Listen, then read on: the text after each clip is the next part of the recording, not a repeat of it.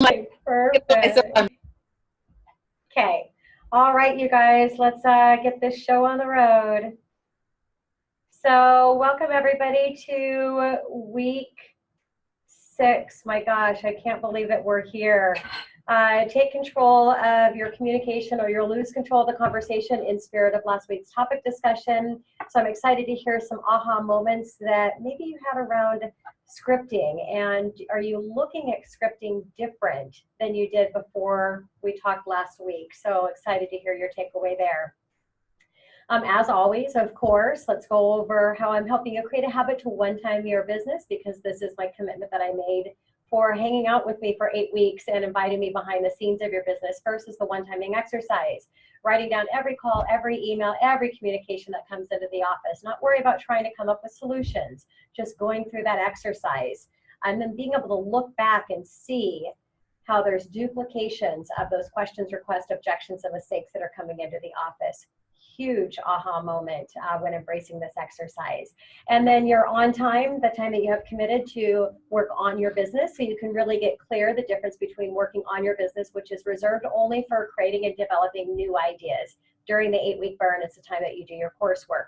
All of the other activities that you do, that is considered working in your business, regardless if it's generating business, power hour, all those things that you're doing. Those are the activities that you must do to keep your business running. On time is your creativity time, so really keeping that separate and having a focused time to when you're doing that. The opportunity and solution session that we have each week is creating a habit to help you one-time your business, listening to your peers, problems that they have, as well as sharing yours and the solutions that are available to one-time those. And then small changes. One small step leads to the next step, and that next step and the next step, which eventually leads to where you ultimately want to get in your business and in your life. So the small changes are the ones that produce the big results that you want. And then last is taking the hard road. The hard road does lead to the easy street, but it's hard. It's hard to make the decision to take the challenging, the more difficult road, but it will lead you to the easy street. All right. So our curriculum for today, opportunity and solution session, of course, we'll go around the room. Each of you be prepared to share a problem or challenge that you're dealing with in your business. Then we'll go right into the topic discussion, which is our what you worked on last week, scripts, videos, and reviews. So we'll do a 2-minute or less takeaway for each of you. And then, of course, we'll go into the topic introduction. This week, it's about presentation and embracing your strengths. And then, of course, we'll do our wrap up and rewire. I'll go over the coursework, introduce what we're going to be doing for our week 7, and then we'll open it up for our off times. So if there's questions that you guys have, please be prepared for off time if you want to participate in that. All righty. So let's go ahead and first go over our inspiration. My inspiration, one-time inspiration for you today is confidence will draw people to you for advice. So really this is also in spirit of the topic discussion from topic introduction from last week, and what you worked on is really being able to deliver every message that you have with confidence, because that's when we draw people in. And also thinking about the words that we're using, to use words that are confident words, powerful words, and really being able to communicate our message so it's to the point. Because again, that's what scripting is. Dan, go ahead and check and see who's not on mute if you could, since I can't see. Okay. So remember, again, a script is one that's confident, powerful, and to the point. And to the point is an important part of the process. So we're minimal in the words that we're using, but powerful words so that we can connect our message to our clients. So let's go ahead and open it up for our opportunity and solution session. And let's go ahead and start out first with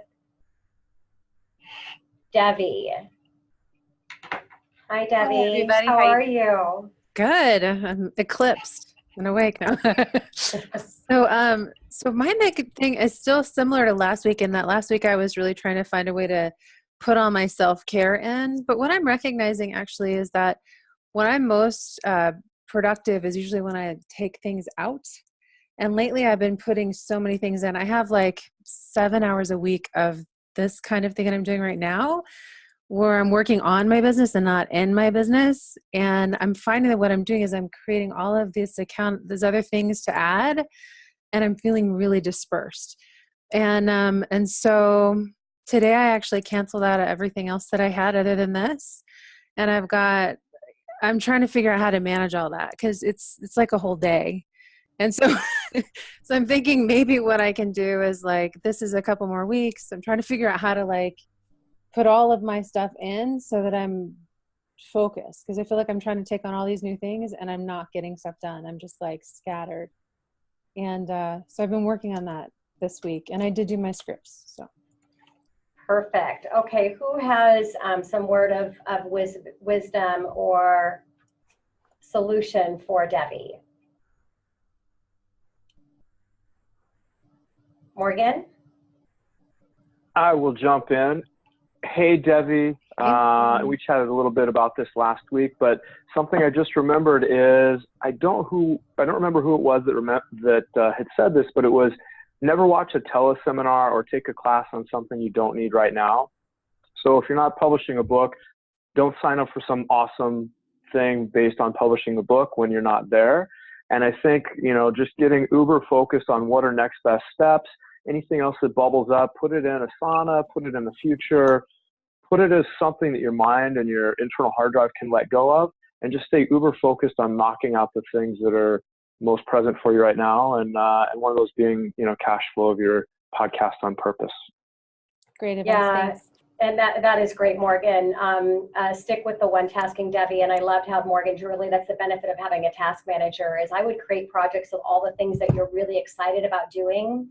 But you can only do one of them at a time. On all those nuggets and things that come by, just throw it in Asana, just like Morgan said. And so it's in a safe place and that you can get back to that, but stay focused on one tasking, and you'll be amazed at what you can complete that way. Awesome. Thank you both. All right, let's go ahead and move over to Erin. Go ahead, Erin. See if I can get this to work. Can you hear me? Okay.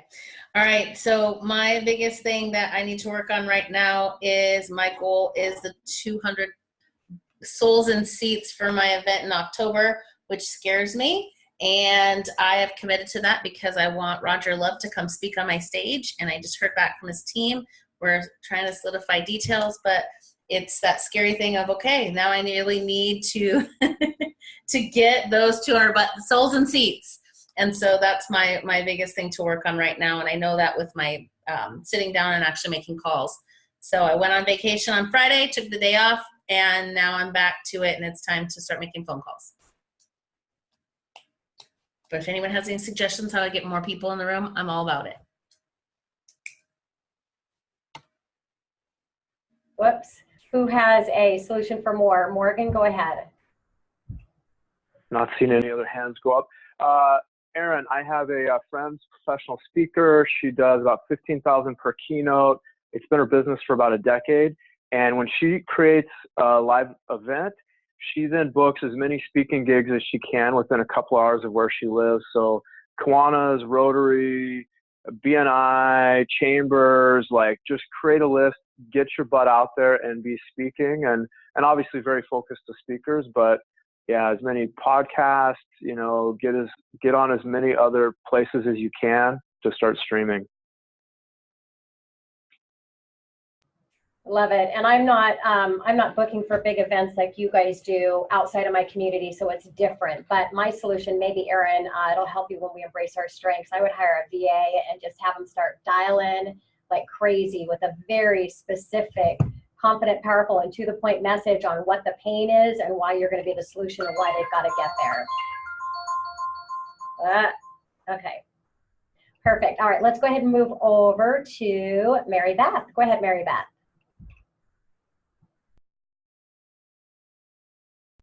Oh, go ahead and come off mute. Let me help you. I got it. Oh, there we go. Can't read my lips. I spent more time this last week in particular working in my business than on my business. I got home late Monday after my camping trip with my son, and then I had 2 days to see clients, and then Wednesday I left for LA and just got home this morning. I was one of the instructors of this training program, so I was really in my business more than working on it. I did have some opportunities actually to work on some scripts, but so going forward, this week I have blocked out time from 11 or until 11 a.m. with some clients. So we'll see. Perfect. So if you were listening to Mary Beth and wanted to give some feedback and assistance there, what would you guys say? Debbie, did I see your hand coming up? I wasn't really sure what the problem was or what the challenge was. I just kind of got what she had been working on. I kind of read into it that not enough time for working on your business. Was that a problem, Mary Beth, or were you just communicating? Is that your problem? That was a problem. Mm-hmm. Yep. Because Okay. my schedule is inconsistent. So One of the things that helped me was the schedule that we did where I actually wrote out everything that's in my day and then picked an hour that looked like a band across the week that I could do for my on your business stuff. But I too am having a challenge with time, so someone else may be better to answer.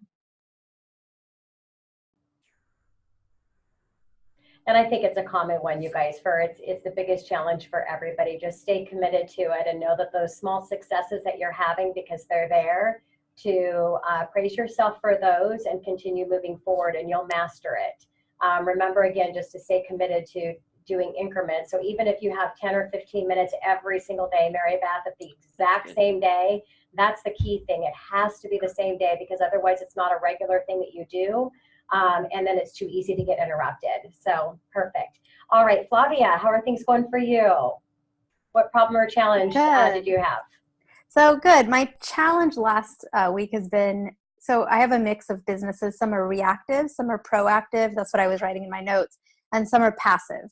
And in order to have a passive business, it's usually very proactive at the beginning to set it up. And I have a big list of proactive things I want to get through and get done. But my other work that's very reactive, like attorney services, broker services, things come up and I have to react to it and take time out that I hadn't really planned for to address my clients' needs, which is fine. I enjoy the work. But it's, for the last week, it's been especially difficult, in my opinion, to like have enough time for the things I want to do, because I spend so much time reacting to my clients' needs. And I don't know if there's an answer for that. I'm just sort of venting, I guess. But if anyone has suggestions, please pipe in. Okay, any suggestions? Going once, going twice.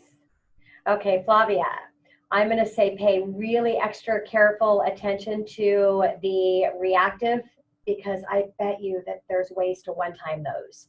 So pay attention to those things that are coming in and see if they're regular things and how you can adjust something in the efficiency or the communication that you're having to one-time that. Also, I know you've had some aha moments in embracing your strengths, which we're going to talk about today during our topic introduction. Delegate as anything that you possibly can off your plate that is not high level, that takes you to do it.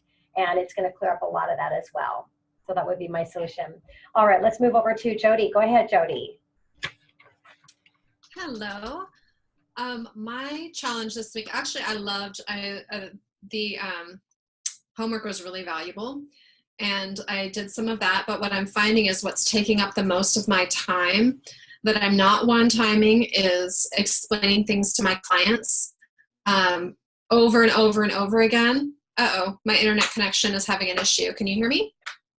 Okay. So there are things that I need to create to help give them that information. But what I'm finding is that I'm doing all of these things that are also really valuable, but I'm still having that time suck of going over the same things over and over and over again. And I don't know that I have extra time outside of this. I'm thinking, oh, after the 8-week burn, I'll do all that stuff that I really need to do that's really foundational for my business. So just wondering if that's the best way to do it, or if I should do it now. All right, answer, you guys. What would you say?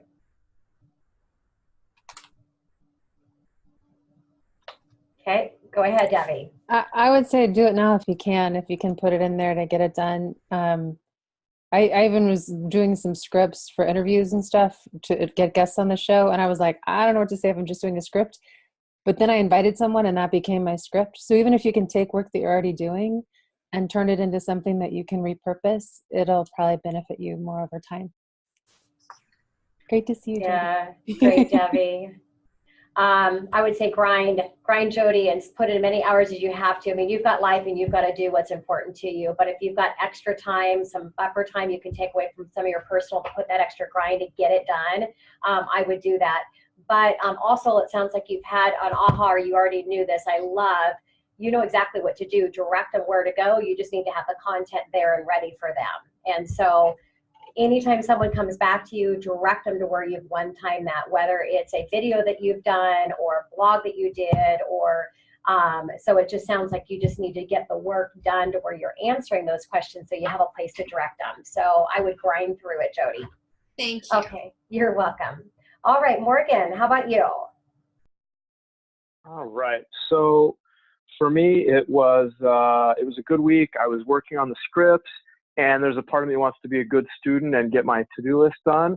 And what I realized at the end of the week is I'm not ready to shoot these videos.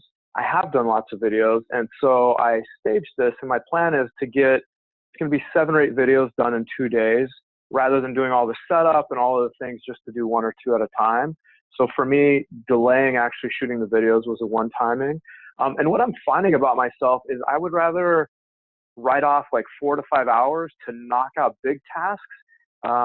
Mentally, I'm not as good at going, oh, I'm going to spend 15 minutes 5 days a week on this. I'd rather just spend, an hour and a quarter, one time a week. So if anybody has a mindset or a way that they dive in and do things a little bit each day versus bigger time chunks, that would help my productivity.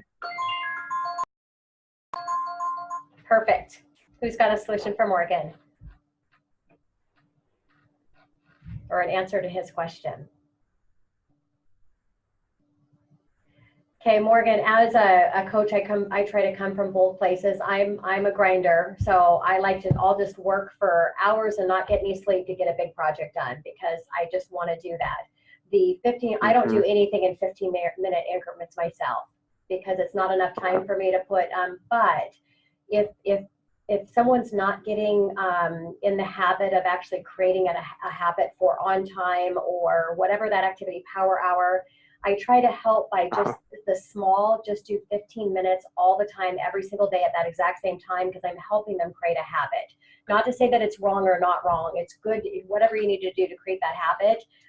But I agree, Morgan, I don't do that either because it doesn't work for me. So I've just got certain times to where I want something done. I'll just plow through it and get it done. And if not, I give myself permission that right now I just don't have the time for this, and I finish what I'm doing before I start something new. Okay, so hour minimum, is that a good place to stick mentally? Everything that I do that I have time blocked is in hour increments. Okay, cool. All right, perfect, you guys. Thank you so much. So let's go ahead and just to let you know, Tyrone and Christina needed to, couldn't make today, so I've just let them know that is a voluntary dropout because it's more than a week notice. So they'll pick up another course in the future if they choose to. So I just wanted to let you guys know there.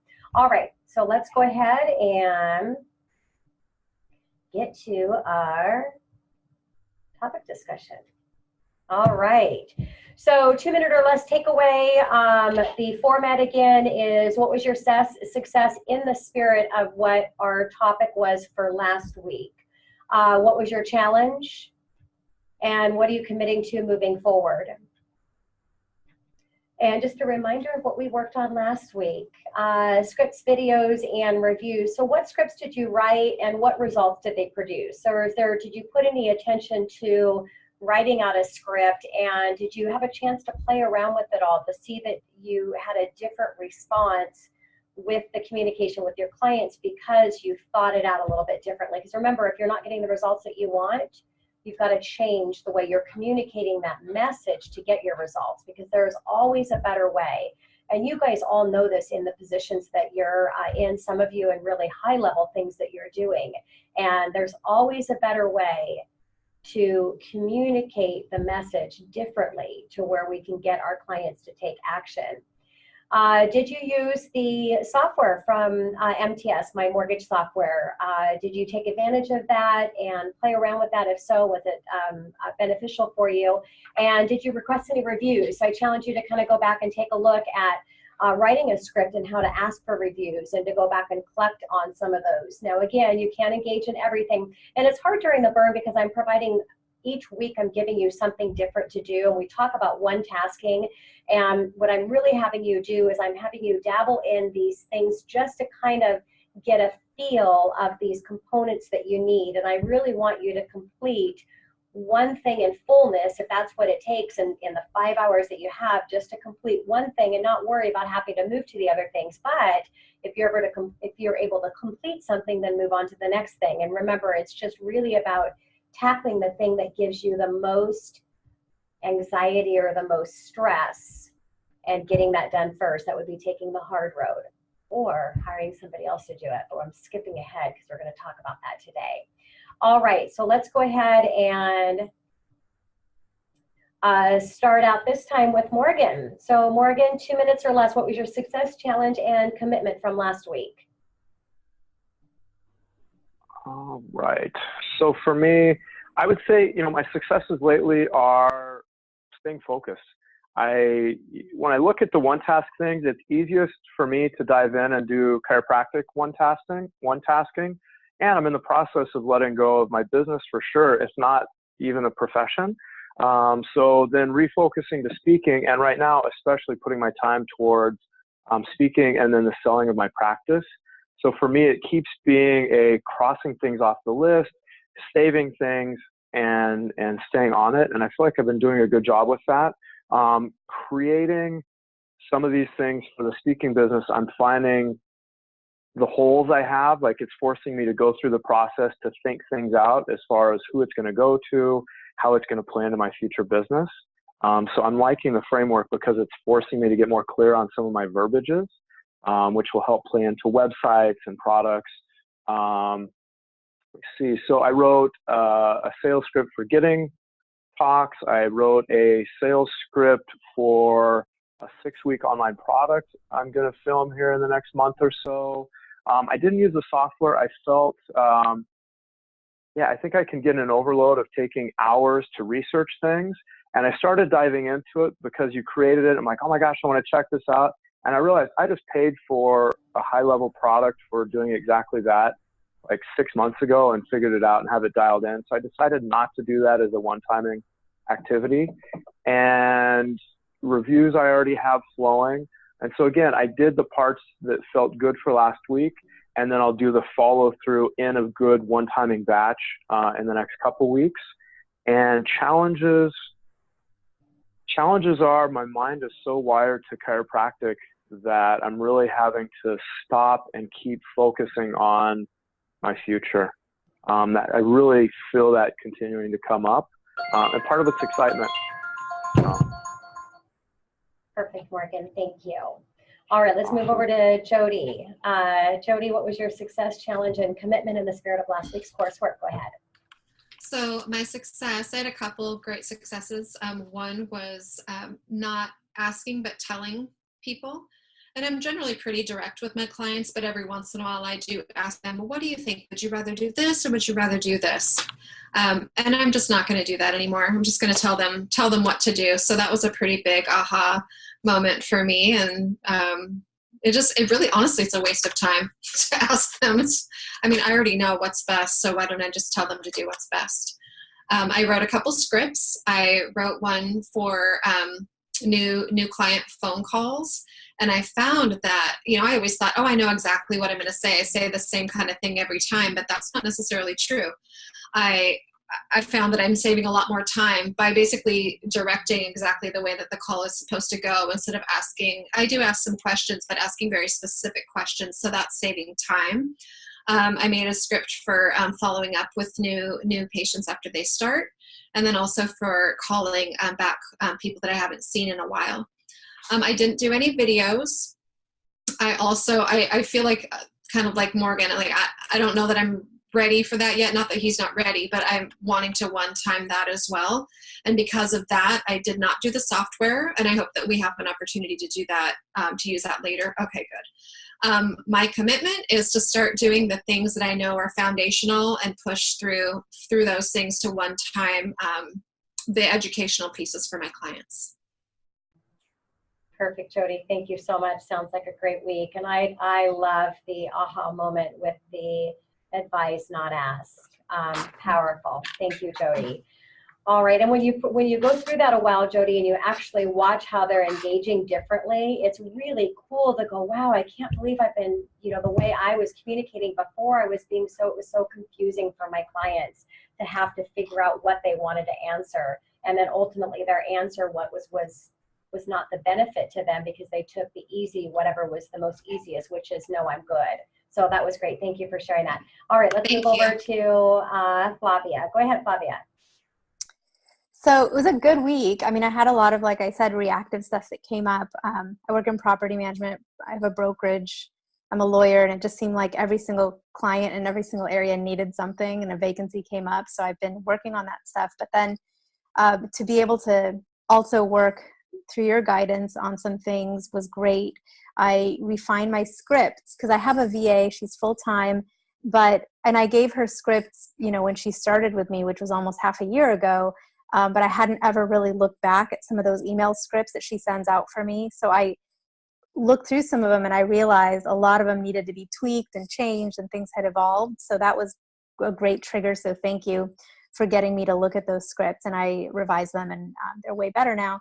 In fact, one of them is an invitation to get me on podcasts, and she got me booked, and I already taped it last week. So it was great to see that it's actually paying off and working. I haven't tried the software yet, but thank you so much for that offer. I do plan to look into that, hopefully this next week. And delegating went really well. I had help putting together my office, like rebuilding it after moving everything out, moving everything back in. And I delegated the translation of a book of mine into Japanese. I got everything back, and it looks amazing. And I'm so glad I just threw money at that problem instead of trying to do that myself. So thanks. It's a good week. Sounds powerful, Flavia. Thank you so much. Yeah, this is so fun. I love it. We're all motivating. High five. Awesome. Thank you, Flavia.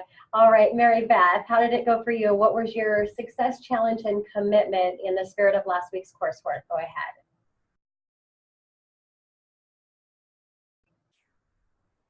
Go ahead and come off mute. That's totally fine. I do it, right? At least I'm consistent with it. Exactly. There we go. The big ahas were, first of all, to be more aware of, I always say this, choose my words carefully, but really to live that.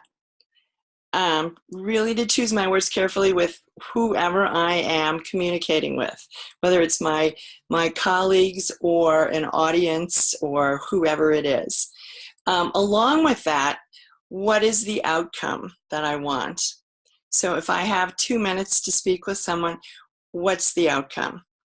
Is it to educate? Is it to make a sale? Is it to, whatever it is, what's the outcome? And also I tend to ask more questions. So I tried to do more of the lead with advice in the groups that I was working with. And that's made a big difference. It's really saved time, both with clients and with my colleagues in our meetings. So those were my ahas. And I think those are for me, those are very meaningful. I did do some writing to update my website. I'm not finished with it yet. It's not on there live yet, but I have begun that. And I also, and thanks to Jody, started writing a script to reconnect with my former clients, because connection is so important. And in the work that I do, oftentimes we don't do that.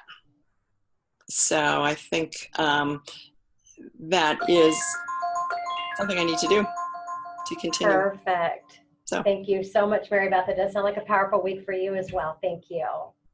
All right, Debbie, go ahead. So I've been taking notes when I have thoughts.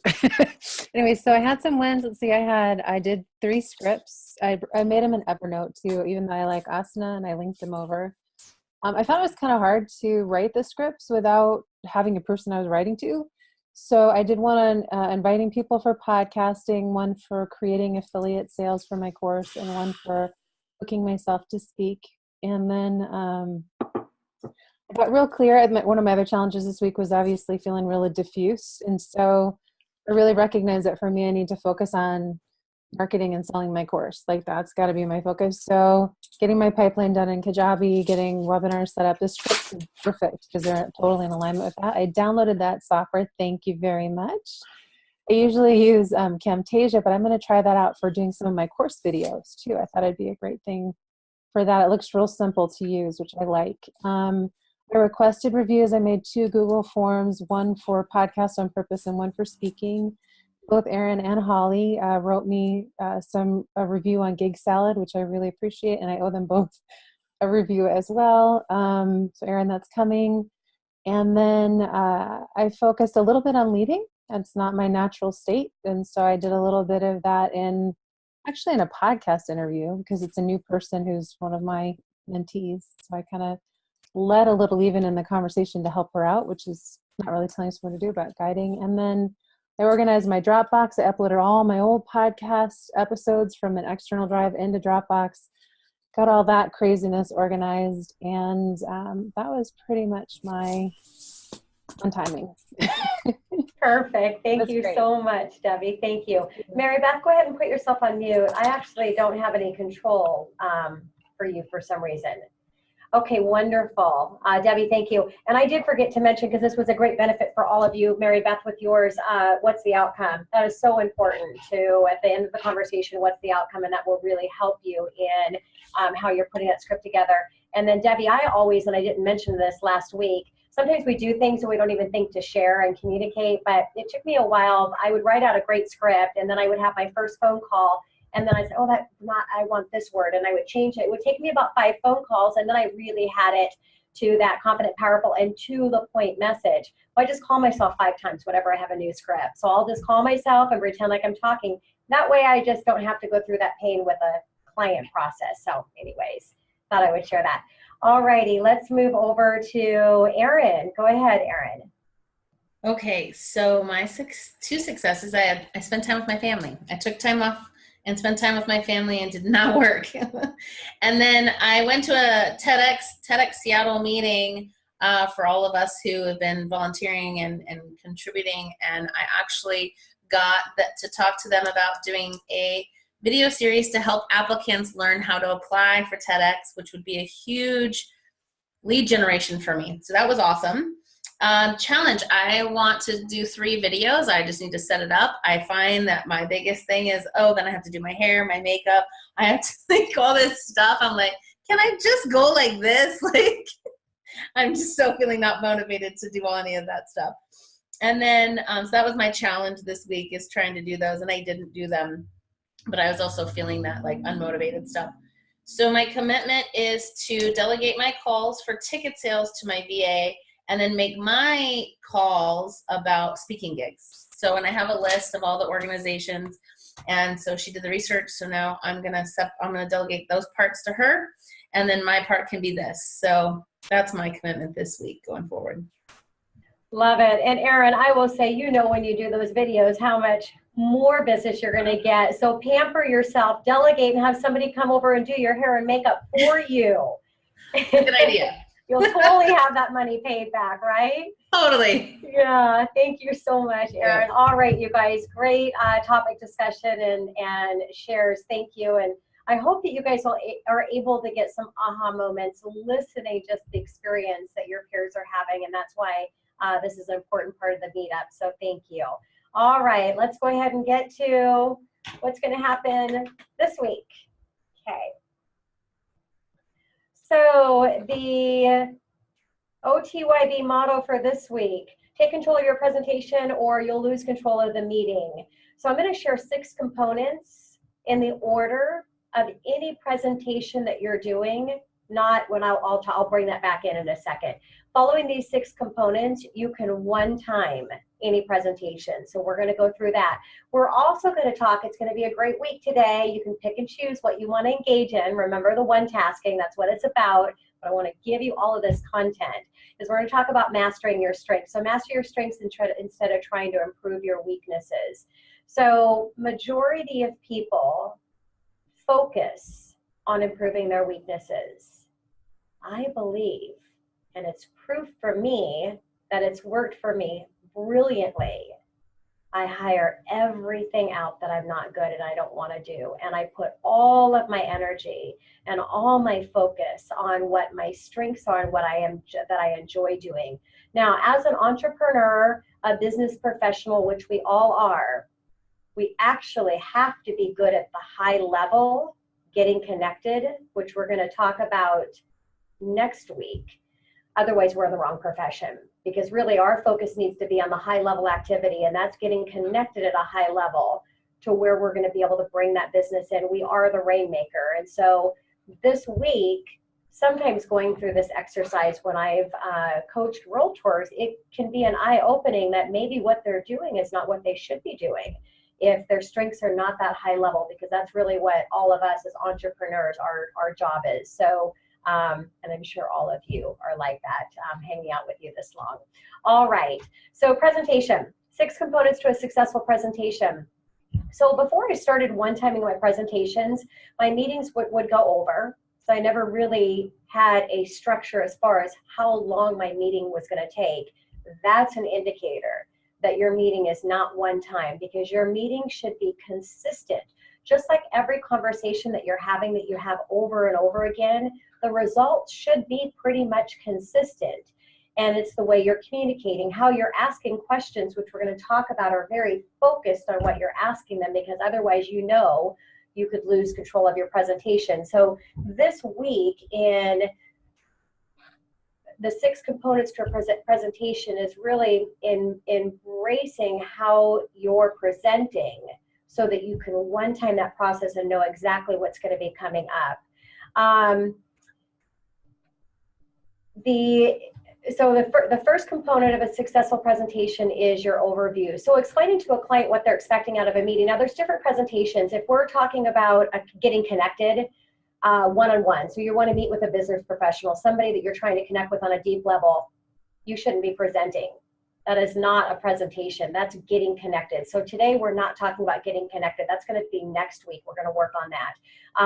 Getting connected, really, there's 3 questions that you ask when you're trying to connect with somebody. You know, what's working in your business, what's not working in your business, and what's important to you in life. And then they have all of the control of that conversation. So in a getting connected meeting, the person you're connecting with will have 80% of the conversation, you'll have 20%. In this kind of meeting I'm going to talk to you about today, you are presenting. You're presenting a presentation in front of a client, or presenting in front of a group to where you're going over something. There's 6 components in that. And in that situation, you're going to have 80% of the conversation, and your audience, or that person you're presenting to, is going to have 20%. So I want to make sure I clarify in what we're working on this week. So you need to explain to your clients what to expect in that meeting. If you don't explain to them what to expect up front from what they're going to get in that presentation, they're not going to be able to stay focused on the content that you're presenting them, because they're going to be wondering, are we going to go over this? Am I going to get this question answered? What's going to happen during this process? So giving an overview of what to expect in that upfront meeting or presentation is important.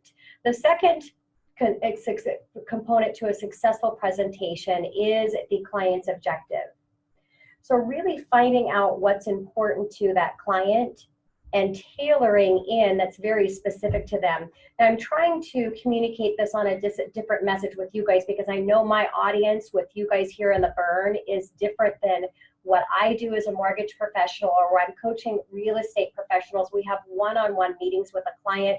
Jody, you might fall into this. So if you're not falling into this, Erin, when you're presenting in front of a group, thousands of people, it's going to be totally different than a one-on-one in the components I'm going over here. So take from this in what's going to work for you, and know where I'm coming from this. But if you're presenting and going over information with a client, you're putting on a presentation of a product or something that you're doing with that client, these are the components that you need to be able to one-time at any presentation that falls within that.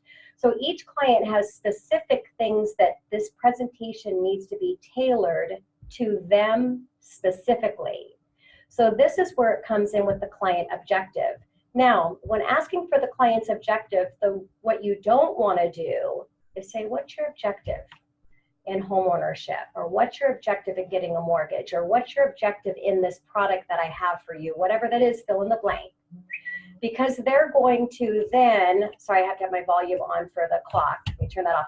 They then have to, they're going to explain a lot of things that are not important to what you're trying to accomplish in this setting right here. So you need to be specific when asking them what's their objective. Be very specific and piece it out to fill in the blanks that you need to tailor this presentation specifically to that client. The third component of a successful presentation is the presentation content. So now that you've given them an overview, that was the first step, they know exactly what to expect out of this meeting. Then you've asked their objective very specific so that you can fill in the blanks, because this presentation that you're doing is a fill in the blank based on that each client and where they're going to fall into it. Now you're going to go over each of those components. So you're going to go through the presentation content. Now, what's important to one time when you're going through a presentation content is to ask questions. But you need to be strategic on when you ask questions and how you ask questions. So in any presentation, there's components to this presentation. So everything that you went over in the overview, there's different things that you're going to go over. So the best way to ask questions is once you've gone through a certain section of that presentation, here's how to ask it. From the information that we've gone over so far, do you have any questions? Now, the so far, you can actually fill in the blank. If you just talked about, for me, okay, if I just talked about the costs needed to purchase a home, the way I would ask that is from the funds needed to purchase a home, and I'll show them exactly where we've gone over in that presentation. Are there any questions that you have on the cash needed to close? So see, it's very specific. From the information that we've gone over so far, is there any questions? And then let quiet happen. Silence is really good here. 10 seconds. And you can actually, you'll see them thinking in their brain. Their eyes might shift up as they're going and thinking, do I have any questions? No, I don't. Perfect. So you know that you've one-timed that, and that's the way it should be every time. They should never have any questions, because you do this presentation, you have this conversation over and over again. Now, if they do have a question, of course, you're going to answer that, but then you're going to make note of it in your Asana or your task manager so that during your on time, you can go back and figure out a way to one-time that. How do you do that? You're going to adjust your presentation to answer that question so it doesn't have to be asked again. That's what one-timing your presentation is when you've mastered it, there are no questions. And then you go to the next section in your presentation. Now, from this information that we've covered so far, are there any questions that you have? The so far is really important, because you know when you've done a presentation before that there are a lot of questions that are going to be coming up. And so if you don't close it with a very specific information you've gone over, do you have questions, any questions that you have on this information that we've gone over? If you don't clarify that, then of course they're going to have questions that you haven't gotten to yet. So it's an important part of one-timing a presentation. The next component of a presentation is your unique proposition. So now it's time to sell yourself, because you've gone over all of the important information that they were hoping to get out of this meeting. You've been very specific to what their needs are. Now, I don't believe in selling a company. I believe in selling my unique proposition. So if you have a company that backs you, yes, we're working with a company because of things that they provide, but you want to lead with your unique proposition. What the company has to offer is always just a secondary to you, because clients are going to be working with you. Clients are coming to hear Erin speak because it's Erin, not because of some certified training or something that she's received. Now, that could be a part of that in that presentation, but they're coming to see Erin. And so really focusing on what your unique proposition is what's going to dial that client in, and the commitment that they're going to have to you. Everything is secondary. And you want to make sure that you find something that's unique to you. So if you haven't found it, then this week I challenge you, if it takes you 5 hours every day of your on time to really come up with your unique proposition, I want you to stay focused in one task on that, because it's most important when you're trying to connect with people is to find out what you uniquely are going to provide to them. So I'll give you my example. I'm in the mortgage industry. That's where my money comes from. Yes, I'm transitioning and working into building my coaching program, my One-Time Your Business coaching. But I do mortgages for a living, and my biggest referral sources are real estate agents. We're going to talk about this when we get connected next week. But finding out who your target audience is really important. My target audience is real estate professionals. That's who can support my business.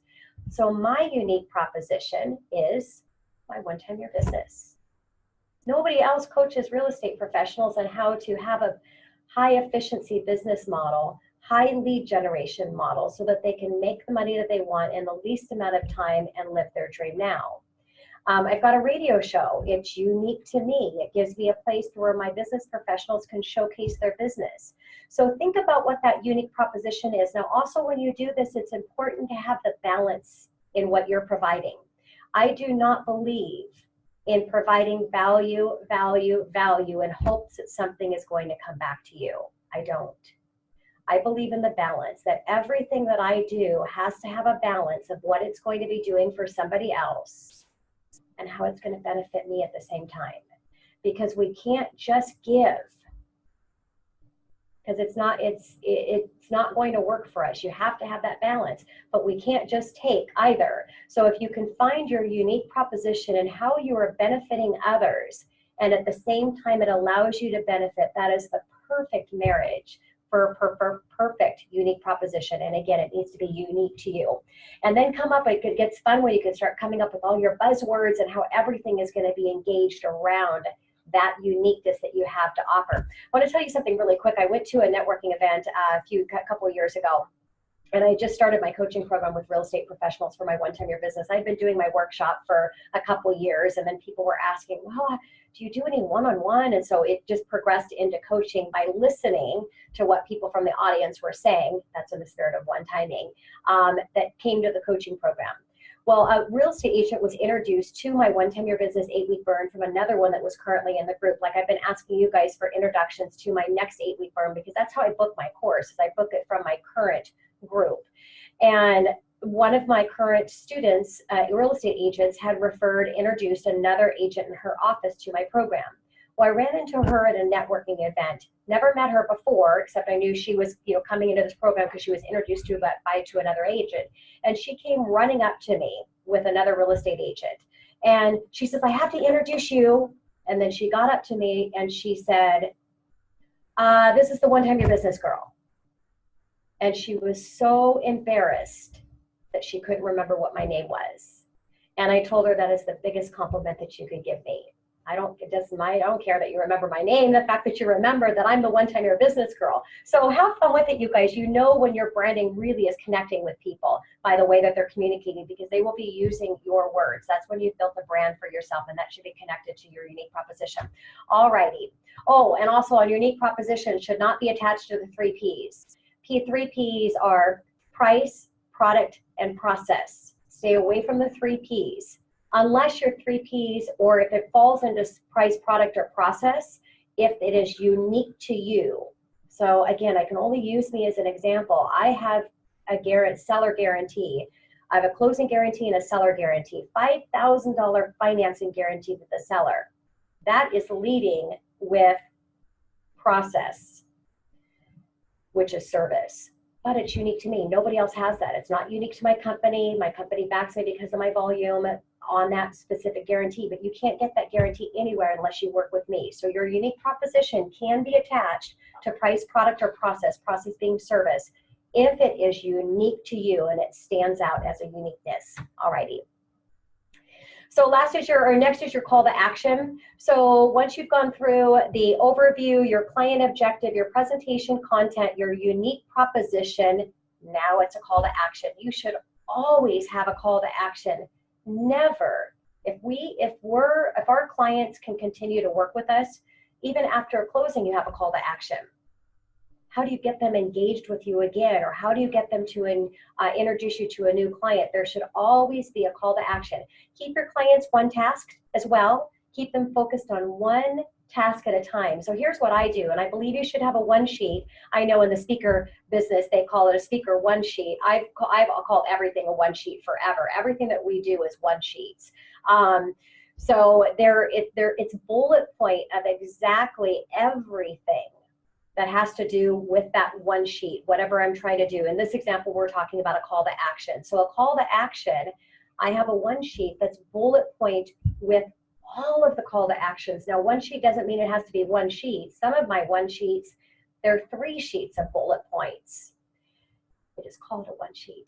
So bullet point is just very specific on what that is. So I like to list that we've got 100 call to actions here. So they see how much work I'm going to be doing for them. I don't want to make it the worst thing that you can do when a client says, thank you so much for the amazing service that you provide, is go, you're welcome, that's my job. Why do we want to discredit or take away the hard work it is to do what we do? So let the clients know all of the steps that they're going to be going through, but keep them focused. Here's where your next call to action is number 1 right here. Don't worry about these other 100 steps. I'm going to walk you through this process, and we're going to stay focused on just one thing that I need for you to do at a time. Now, you build these and connect it to a landing page, because you can one-time this process. You do a one sheet, it could be a landing page. Each bullet point could open up to the massive description of what that next call to action would be. They can look ahead, but just keep them focused on that, and then you take them to the next one. So always having a call to action for as long as you have that relationship with that client or referral partner. And then last is your close. Now, there are 3 components to a close. The first thing is questions. So we've already said during your client, during the content, the presentation components or content, when you're going through the content, you're asking questions in segments as you're going through each segment of that presentation. But now it's the end. And a good way to ask this question is to ask, from everything that we've gone over today, is there any unanswered questions or information that you were hoping to get out of our meeting that we have not yet discussed? That's a wrap it all up question. Now, of course, if they do, you're going to answer the question, but also you're going to make note of it in your task manager so that during on time, when you're reviewing how you can master and improve your presentation, you're going to go back and answer that question, because you know if it's a one-off. There are very few one-off questions that are going to come up, but instead they are the same questions that are going to come up from every client. And our clients are telling us, it's just like when you do a big workshop or something, you're getting feedback from your audience, because you know their feedback is not one-off. It's the same feedback that everybody is going to have, multiple people are going to have, until you adjust and one-time that. So same thing with your presentation. So the next part of your close is to find out what's important to your client. This is where you can kind of open it up to the warm and fuzzy and really dial in why it's important to them in whatever you're trying to sell. So you're getting to that emotional connection. I believe an emotional connection should be at the wrap-up, but at the end of the process, as you're closing things up, it's a really nice place to leave. Now, if you're working one-on-one with a client with something and getting to that connection, and even if you're doing a big workshop and you're getting ready to close that deal, and maybe you're doing breakout sessions, you know, Erin, you did an amazing job at the event that I went to with really getting us to break out in groups and coaching them and how to get to what's important to them so that they're really getting to that emotional level. Why? Because again, everything that we're doing, it has to have a balance of what the benefit is to them and the benefit to us. The benefit to us, we want to sell our product, But why do we want to sell our product? Is because whatever we have to offer, it's something our clients need. Otherwise, we would not be doing what we're doing. So we're not giving justice to our clients if we're not dialing in at the highest level to get them to connect to why they need us or why they need the product. And the emotional level is a great way, again, to wrap things up. And then very last, ask for their help. What do you need for them to do to help you? Because you have provided a lot of amazing information in this meeting, and it's a perfect time to ask for their help. Now, I believe in using the word help. Maybe it doesn't connect with you, but it connects with me. I believe when you use the word help, it has more of an emotional connection with clients. I believe the using the word introduction versus referral. So always asking for an introduction, and then asking them how they can actually do that. So make it easy through the process. I'm going to include in my coursework a chapter of my book, which will go in great detail of this whole process and a lot more detail that I have to share with you in our 1.5 online meetup. All right, so this week, we're going to work on embracing your strengths. I never understood why teachers, majority of them, not all of them, focused on their students' weaknesses. Majority of my teachers did, and my mom had to have a lot of conversations with them that she didn't believe on focusing on my weaknesses, but instead to focus on my strengths, because I had some amazing gifts that I had to offer. And if my teachers could just recognize my strengths and to use those strengths to help me get through just to pass the classes that I was not good at. So majority of the time, people focus on getting better at the things that they're not good at. And at best, they might get a little bit better. But they're not going to master that. They're not going to master something that is not a strength. If you guys have never gone through Strength Finders, and Marcus that put that whole book together, there's a whole thing that Oprah did. It was just amazing course that she put together with live people that went through this process with the author of Strength Finders. And he talks about, and I believe this, that it's whatever we are good at, where it's like our personality. Our personality is what it is. And some may argue with strengths that, well, I wouldn't be good at that if I had not had that tragic event. The reality is that tragic event actually pulled that strength out of you and you were forced to use it. Well, what if you just focused on your strengths to where you didn't have to wait until something was forced for you, but you could actually put an intentional focus on only things that you were good at and hire out everything else? Because here's the reality, there's only so much time in the day. So do you want to spend your time on trying to get better at things that you're not good at and you don't want to do? Or do you want to spend time to master your gifts? So this week I want you to put together a to-do list in the spirit of your strengths. But also I want you to put together a not to-do list in the spirit of your weaknesses. So how do you find those out? What are your real talents? So what are things that you feel are your talents? That's obviously a strength for you. What do you enjoy doing? What would you enjoy doing and not getting paid for it? Do you guys all have things like that that you would do for hours and not get paid for it? That is in the direction of your strengths. What can you do for hours that doesn't seem like work? What are things that people ask you for specific help for? So when you have people that are coming to you for help, that is an indicator that that's an area of strength, something that you enjoy doing and you've mastered, and people are coming to you to ask you for advice for that. What do you offer for other people to help with? So where do you go to people when somebody says they're having a problem or a challenge and you're like, oh my gosh, I've got a perfect solution for that? That is an indicator of your strengths. You're excited to be able to share with them about that because it's something you're excited about doing.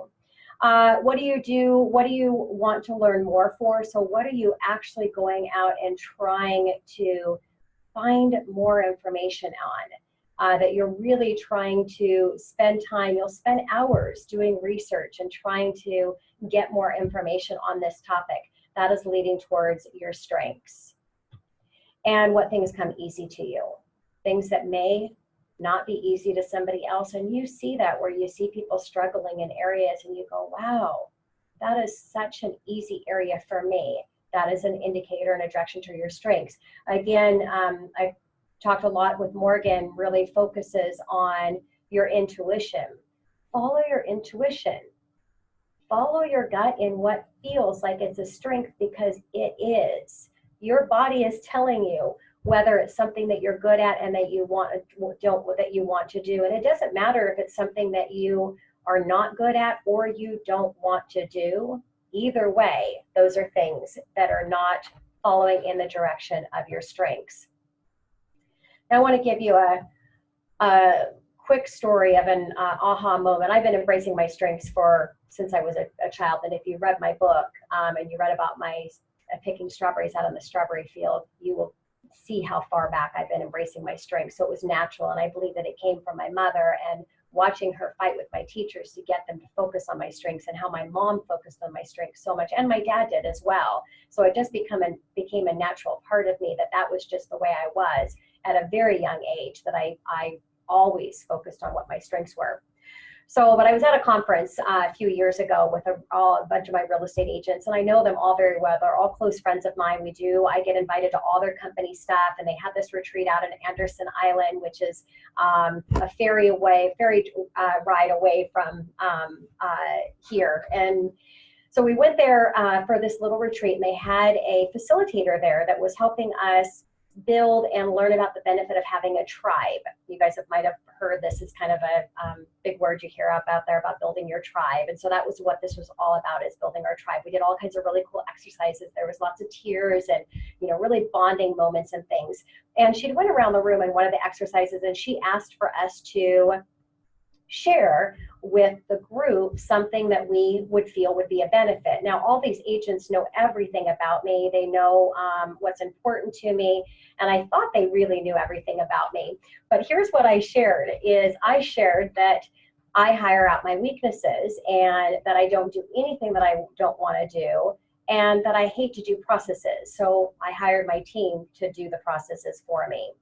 And one of the agents said, "Well, you're a process guru."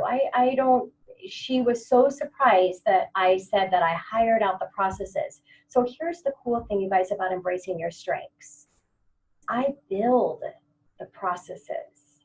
I build the system. I'm a builder. I'm a creator. I'm a developer. That's my strength. I don't work the process at all. I don't know how to use half the systems that are a requirement in mortgage. Never have, because I've always had a loan coordinator that has done that. And so it's funny that even somebody that knows me that well, and the whole group kind of was right into that conversation and a look when Jen had asked my real estate agent. And it was a real aha moment to see even one more benefit of embracing your strengths. Your strengths, your weaknesses, look to the outside is actually that they're a strength. So it's powerful stuff, you guys. All right, get rid of some of the luggage. Really, when you go on that trip, do you need all that baggage? Okay, maybe not a good example. I like lots of baggage when it comes to a trip. I want all my shoes and clothes, but you guys get what I'm saying. Get rid of all that baggage. You don't need it. Just bring exactly what you need. Come prepared to power through the day with your strengths.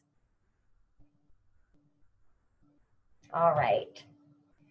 So weaknesses. What tasks do you procrastinate at doing? Because there's our tasks and things that you do not want to do. And it doesn't matter if they're easy or they're hard. There are things that I would procrastinate doing, the most easiest task you could think of, and I won't do them. I'll push them aside and they wouldn't get done if I didn't have somebody else hired to do that. So anything that you're procrastinating from doing, you have to delegate that out. And you guys know what I'm talking about. You can think about some easy things that you're not doing. And they're just things that you don't want to do for whatever reason. So you have to hire them out, because you know what happens when you don't. It's like being attached to the email inbox. It's being attached to all of these tasks that are not getting completed. It's attached to all of these things that you don't want to do that you're pushing off. If you delegate them out, you can release that emotional attachment to those items. What gives you stress thinking about having to do it? Oh my gosh, there are so many things in the mortgage industry that give me stress if I had to do it. I really come in almost every single day without any stress. I come in, I wake up every morning, jumping out of bed, ready to conquer my day and excited for the day because I'm focusing on things that I want to do. Now, saying that the day is perfect every day, of course not. But do I have anything that just really bogs me down to that I'm connected to, that it prevents me from producing at a high efficiency level? Majority of the time not, because I'm focusing on the things that I want to do. What tasks make you anxious? What do you sleep over? Do you go to bed at night losing sleep and having a hard time sleeping, waking up feeling stressed and overwhelmed because of the task left undone from the day before? Those are tasks that you should be delegating out. What things fall through the crack? Those are indicators of areas of your strength. What mistakes are made on a regular basis? Good indicator that's not a strength. And what do you avoid doing? Same as procrastinating, but think about these things. And what things are hard for you to focus on? You know, that's a real indicator for me if I'm really trying to get focused on something and it's just not coming together. It's not a strength of mine. Now, I want to make sure that when going through this exercise, that you don't get confused with lack of confidence and think that that's an actual weakness. Let's go back to Morgan's intuition again, because I believe that my body is a navigation system and it knows exactly what's good for me, what's not good for me, what I should be doing and what I should not be doing. Do I act on it all the time? No, we don't, but I try to pay really close attention to it. So again, Morgan talking about intuition. If you follow that initial intuition, it will not lead you wrong. It's not going to steer you wrong. We could read it wrong. That's where the problem comes in, is not understanding and not reading that intuition or that gut appropriately. So here's an area that could be devastating to shining in your successes. And I'll give you another example for me. So you guys know that I have challenging time pronouncing words. You don't know behind the scenes what I do to prepare for studio with words that I don't understand, because I didn't have time to tell you that story, but it's pretty comical. And I'm still not the best at spelling. I'm not the best reader. Now, part of that could have been because I didn't put as much focus on that area growing up, but that's, I believe that it wasn't a strength for me all along. So when I was going to write my book, my first thought is there's no possible way that I could do this. No possible way that I could write a book. I'm a challenged reader. I'm challenging at spelling. I'm bad with my words. And so immediately I went to my embrace my strengths. No doubt at all that I could actually write a book. I was going to get a book published. I had no doubt that I was going to do that, but I wasn't going to do it myself. I was going to hire a professional to do it for me. So I was going to embrace my strengths and hire out my weakness in being able to write a book. So I did some research, talked to people that have books written, again, in the spirit of one-timing. You find out people that are doing what you want to do, they're better than you are, and you observe and you make it your own. So I went out and found people that have wrote books that I respected, what they did, connected with different people, did some interviewing, and found my editor. And my idea was I was going to have my editor record me telling my story. So my book is on my personal story from the time that I was 7 years old until now, and it's my core practices. My personal core practices: dream, be alert, and learn to fail. And my professional core practices: one-timing your business, embracing your strengths, which we're talking about now, and getting connected, which we're going to talk about next week. So those are my 6 core practices, and that's what my book was. It's just my story connected in my core practices, because that's the only way that I could share my core practices, is to share my story and how I came to these realizations myself. So I had my first interview with my editor, and I think we were, the recording was maybe 2 hours or so. And as soon as I was done with that, I went home, and because I was at the office when I did the interview, and I went home and I put my headset in and I played some inspirational music with no words, blasting it in my ears as I was listening to the recording. And then I just started typing on my computer. I'll send my clip of that chapter with that story as well. It'll explain it a little bit better in a little more detail. But my aha moment was, or my embracing my strengths and not getting confused with what I thought I wasn't good at, is I wrote my book in 3 weekends. I didn't sleep for 3 weekends straight. I took a couple naps here and there, ate if I had to eat, went to the bathroom if I had to go to the bathroom. But other than that, I literally, from morning to morning, I was typing on my computer from that one experience. And if it weren't for the fact that I was embracing how I was feeling, listening to the recording and actually just starting to take down notes, if I had stopped and says, well, I really can't do this, this is too much, or I'm not good at this, then somebody else's words would have been in my book. Now, not to say that my book was professionally written, because it was not, but that wasn't the purpose behind the book. The purpose behind the book was just to share my core practices and to have my story. If somebody wanted to connect with my core practices, I would have an ability to be able to share that with them.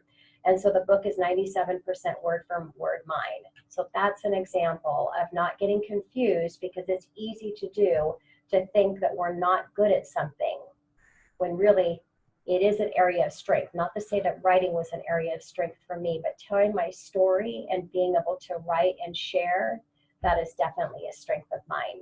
So think about this week, go through the weakness and the strengths questions and see the areas that you can come up with your not to do list. Now, how do you hire out? Well, first doing the DISC profile. There's a lot of different things to do. DISC profile is easiest. The Strength Finder is great. There's a lot of different, and when I send over my chapter, Embracing Your Strengths, I will give you a lot of different things and tests and things that you can go through and do. But the DISC profile is pretty easy. So that's why I mentioned this for this week, to just start out with something in doing an actual profile. How to hire out. There is a lot of different ways that you can hire out. Outsourcing, Fiverr, I think we've brought that up in the online meetup possibly before through our conversations. 99 Designs, these are really areas of things that you're hiring to do projects. So all of these things that you want to do with one time in your business, putting your landing pages together, getting these different tools and things set up, these are things that you can actually hire out for these services. Very inexpensive. These are one-off things that you're hiring out with these companies. Or go to and hire a virtual assistant. This is a really great company for you guys to look at hiring virtual assistants. Virtual assistants are inexpensive. They're actually really, really good if you find a company that does screening on those virtual assistants, so you can find some really good ways to hire inexpensively. Also looking at interns. Interns are a really good way. I personally have not done interns because I can't in my industry, but I think it's really good in your type of business if you can bring in an intern and they want to come in and see everything that you're doing in a high level and learn from you, and they're willing to do it for minimal to no cost depending on what your state law, so you need to check that. Bringing in a junior. Somebody that is going to be a junior you. Now, if you're bringing in a junior, you just need to set it up for reality of what it is. A junior is going to come in and they're going to learn everything from you, and they're going to go off and branch on their own. And a lot of people are afraid of bringing in a junior because of that. I don't want to show my secrets, all the stuff I have behind the scenes, and let somebody come in and plug into my system.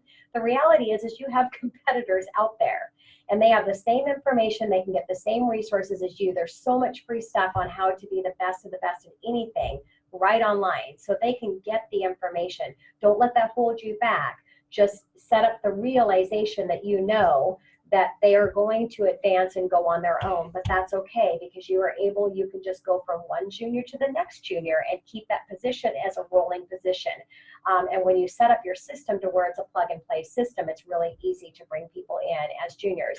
Now, I also think working interviews are the best thing possible when it comes, and I'm sorry, for some reason I'm just noticing my PowerPoint slide is not bringing things up here, so I apologize for that, but all of this will be in your coursework, you guys, you know that.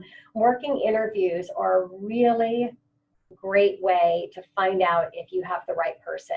Again, when I send over my chapter, read through my chapter, Embrace Your Strengths, because I'll go into detail in these, but I want to give you one example. If you're going to hire somebody to make calls for you, Erin, I think you should get a dialer to fill up that event.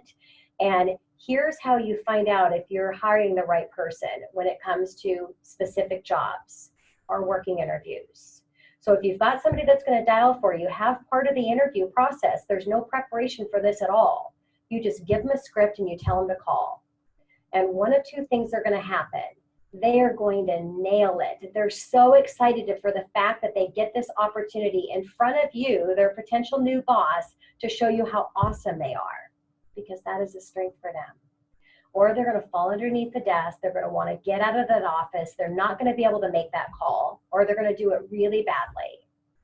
It's not their strength, and it's most likely not going to be something that they're going to be good at. So working interviews, there's all kinds of angles that you can do with working interviews. All right, so our wrap up and rewire for you this week. Lots of stuff going on, you guys. We're talking about mastering and one-timing your presentation, embracing your strengths. Again, you're not going to be able to get everything done this week, and that's okay. Pick whatever provides the most pain. Complete that before moving on to something else, and know that you've got plenty of time to go back. You've got the coursework landing pages. I'm here to help you guys when we're done, you know, and you guys have graduated from the program, so you can go back and get pull in some of these other things as you have time, but engage what you feel that you need the most. Review your to-do list and make your not to-do list. So write down every single thing that has to be done in your business, and then break it out for you to do, which should be the high level activities, and everything else should be delegated. This works in your personal life too, you guys. I know I kind of joked with Erin, but I was serious. If it's the time and the effort to have to get to do the face and makeup to get on video, hire somebody to do it. For whatever reason, that's just not a strength for you to want to have to do that activity. And I don't like to do it either. So hire somebody else. So whatever those are indicators. And you know the profit that you're going to be able to make in these other activities if you can get these things done and put all your focus on this and hire out the rest. All right, make a list of your strengths and weaknesses and what you like to do and you don't like to do. Again, that's attached to the not to do list. Monitor for 30 days. Now, we don't have 30 days that we're going to be spending time together, but what I really encourage after the 8 weeks is over is to keep this list, your to-do list or your not to-do list, and monitor these things. It's kind of like budgeting. When you're talking to somebody about budgeting or doing anything else, you have to create that habit.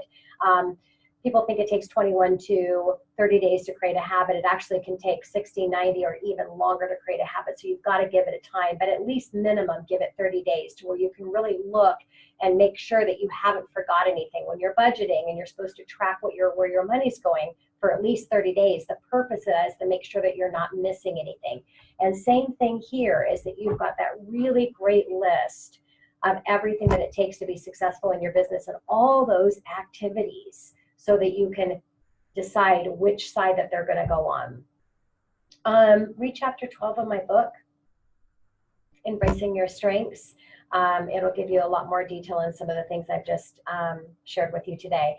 Look at your outsource. What things can you outsource out? Building that website, those landing pages, all of that creative developing stuff that you may not have time to do. So I'm creative and I'm creative and I love to develop things. I made all my arrangements. I have a 4,100 square foot during Christmas. Each of my rooms has its own theme.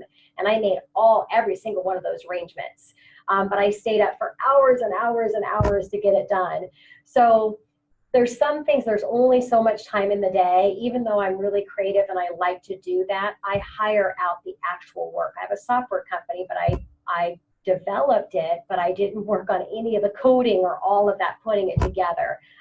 So a lot of that, there's just not enough time in the day. So hire somebody to do that. You can come up with the actual visual and the plan of what it's going to be, and then delegate somebody else to do that for you. And I love, Fabia, how you've had some experiences in the last couple of weeks and seeing the benefit of that. Because I tell people, when people ask me, how do I get everything done that I do? I always say I have my business. I have my business to highest efficiency level possible. But the other piece of that is I hire out my weaknesses. I'm a very good delegator. And then look into a virtual assistant. Take a look at that company. Now it's for me, I have Victoria and Lisa and my processor. I mean, everybody, they work here in my office. So I like to have the camaraderie here, but the reality is, do I really have to do that? No, I could have a virtual. I just prefer to have somebody here. But virtuals are good because it's a less financial commitment. And actually, I think a lot of the time, virtuals actually may even work harder than having somebody in your office, because a lot of them that are coming, that are from out of the country, their work ethics are unbelievable. And I know this because I hired a virtual for 12 months. The only reason I did it is just because I wanted to find a great resource for my real estate professionals. So I wanted to make sure that I experienced a virtual assistant in the company that I could introduce to. So I speak from experience that they're great. All right. Topic introduction for next week. Next week's going to be connecting with people on a deep level, and they will want to support your business and support your life. So next week's really going to be strategically thinking about how to one-time your business connections and being strategic with the people that you're actually targeting to make sure you're one-timing your lead generation so that you can maximize that lead opportunity. So I've got a plug and play touch point program that will take your lead generation to a whole nother level. It doesn't matter what type of business that you're in, it will work for you. So I'm excited to share that with you. And we're also going to talk about CRM next week as well, the importance of having a database and the importance of a CRM. So we'll do that next week. All right, this week's one-time motivation: change your perception and change your reality. So change how you look at life, change how you look at your business, change how you look at everything, because your perception of what your perception is on that particular situation or that particular event will change the direction of everything. So I'd like to play a video. Dan? This is a test of selective attention. Count how many times the players wearing white pass the basketball.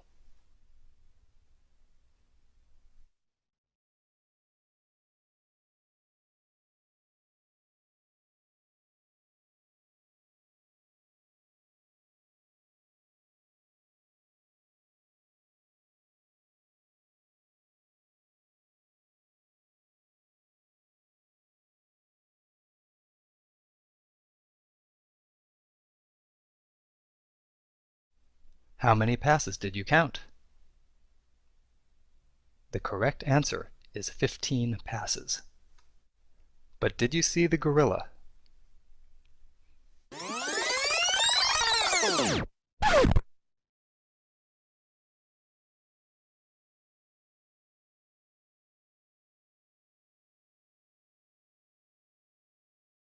This video is from research by Daniel Simons and Christopher Chabris and is copyrighted.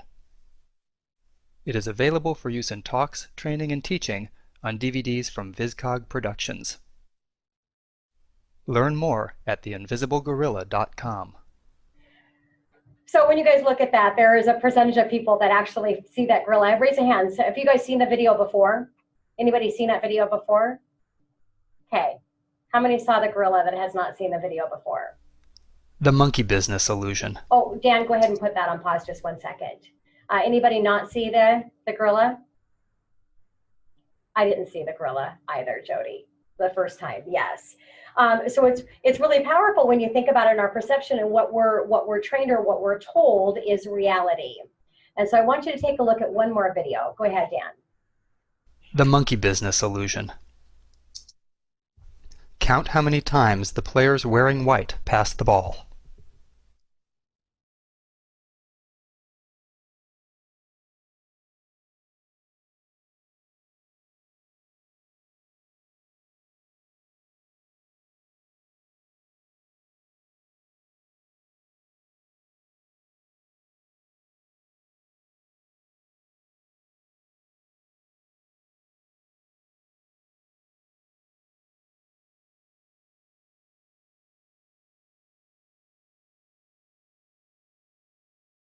The correct answer is 16 passes.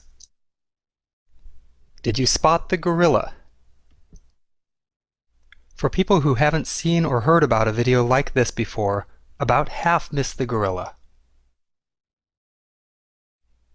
If you knew about the gorilla, you probably saw it. But did you notice the curtain changing color or the player on the black team leaving the game? Let's rewind and watch it again.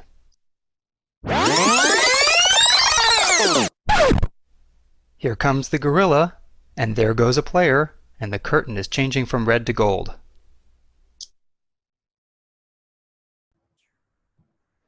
Pretty powerful. When you're At least looking, it was when I saw that video the first time. As we wrap things up here, another aha moment that I'd like to share with you. Not only an aha moment, but it was a game changer in my life. Back in the financial meltdown, when everything was devastated for me, sitting at my office at 11 or 12 o'clock at night, not knowing how I was going to pay for my bills, almost losing our house, and not knowing where my next deal was going to come from. I was stuck in the same position that everybody else in my industry was, that there was no opportunity and there was no way to dig myself out of this hole. And I was looking online, searching for something, some type of motivation or inspiration to get me out of this deep depression that I was in. And I came across the perception video with the gorilla. And everything changed from me just from watching that video. I thought this is about perception. And if I'm the way that I'm looking at what the market has to offer. And as I thought further, I realized that 70% of my competitors had gotten out of the industry. How powerful was that? That 70% of people got out of the industry that were doing exactly what I was doing. So I asked myself, were any of my real estate agents still selling real estate? And the answer was yes. Were there still buyers out there that were buying properties, taking advantage of the huge advantage that they could take advantage of the low prices in the market? Were there still people looking at getting into the real estate market and buying homes? Yes. And here was the thing that made me really happy as I thought further, was my real estate agents and my clients needed me more than ever because the industry had forever changed. So the idea of not needing experience, not needing to know what you needed to do in order to help people navigate through the mortgage process had no longer existed. It was so hard now to do what we had to do because the government had stepped in with all of the regulations. So it was an opportunity for me to really shine instead of everybody and their brother could do mortgages. I was so excited when I went home, when I drove home that night, that now I was able to look at this as an opportunity to shine. I was so excited to come in and share this video. I shared this video with all of my referral partners and have this conversation with them. And it was the first start of my personal growth and really dialing in to the balance. Now, when I was driving home this night after watching this video, I stopped at a red light and I thought about the green light that was going to follow. And then after that, I intentionally now thought about how the road went up and down. And then I intentionally thought about the overpass and the underpass. And then I asked myself, any word I was playing with a game, what word could I come up with that didn't have an opposite or a preference or a choice in it? Salt, pepper, good, bad, tall, short, do's, don'ts, wants. Every word had an opposite, a preference, or a choice. That was my aha moment. So how do you look at your challenges in your business? How do you look at your problems in your life? They are all opportunities. And the bigger the problem, the bigger the opportunity is. The bigger the challenge, the bigger the opportunity. So I'll share another chapter from my book with you guys in spirit of this. If you get an opportunity to read it, I would love that. And that's it, you guys. That's our online meetup. As we close out here, of course, please think about me, you guys, this week. We only have a couple more weeks. I do need your help really bad. So please help me this week and send over an introduction to the 8-week burn so I can get my next course booked.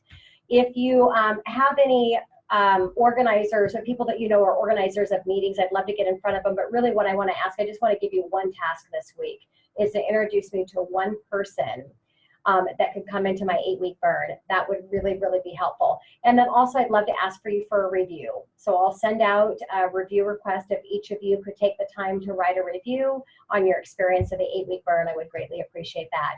And that's it. 1 minute over, you guys. Sorry about that. All right, let's go ahead and open it up. Anybody that wants to stay on for off time, please feel free to do so. All right, Tina, Debbie has asked, at what financial point should you outsource? That's a really good question, Debbie. If you think that if you're thinking, is it time for me to hire out? Do I have the money to do this right now?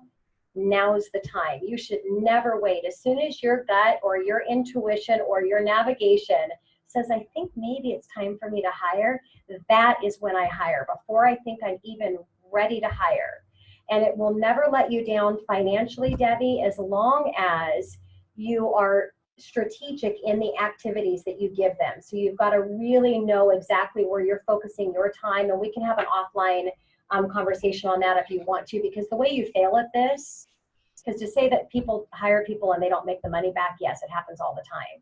It's because they don't hire them, they don't hire the right person where they're going to be good at that. They don't give them the right activities that allows them, or you, Debbie, to focus your time on your strengths and getting connected, because that's where you're going to shine and where the money's going to come in. So if you do it the right way, it will never let you down. Great. And Tina, what is some of the verbiage that you use for your call to action at the end of your presentation with the 3 questions that you have, also by Debbie? By the close of the presentation, Debbie, at the end? Call to action. For the call to action. So for me, it's a mortgage business. So now that we've wrapped up our time together, I want to ask for your help. I know that you must, I always use the word must because it engraves into their subconscious.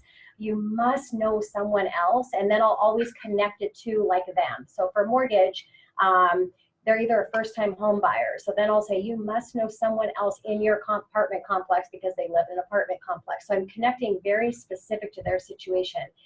That is a renter as well. And you guys, you didn't think that you could be a homeowner, and look, you can. So you must know someone else that's in your same apartment complex that could use my services. Or if they're buying a second home, they're golfers.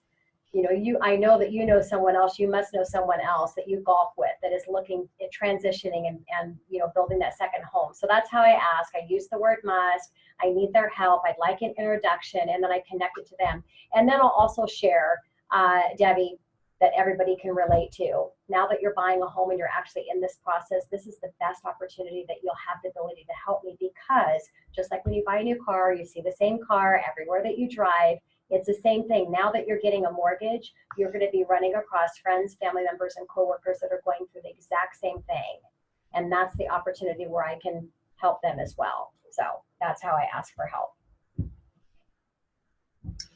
And Debbie, what do virtual assistants usually run financially? Aaron put from $15 to $40 an hour.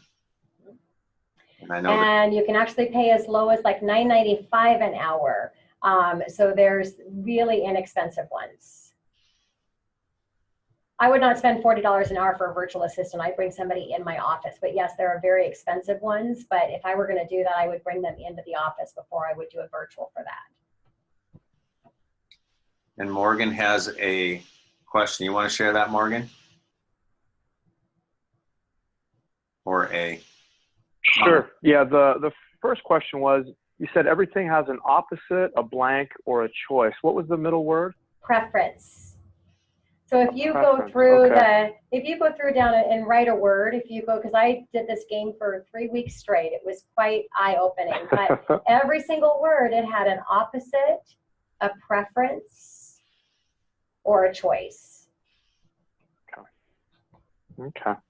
Yeah, and then my other question was, getting to that point of when you would say, I know you must know someone who, I typically wait, a week or so into care with people chiropractically when they're having success before I ask that.